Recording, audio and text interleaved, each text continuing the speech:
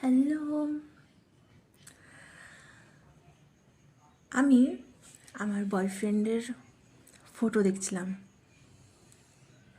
হঠাৎ আমার তার এক্সের কথা মনে পড়লো, মানে প্রাক্তন প্রেমিকা।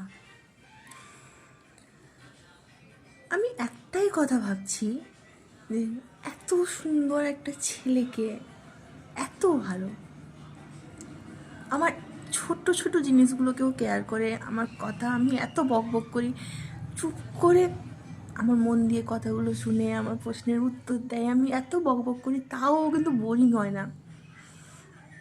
আজকালের যুগে এমন ছেলে পাওয়া খুব ভাগ্যের ব্যাপার যে 10 জায়গায় মুখ মারে না, একজনের কাছেই থাকে।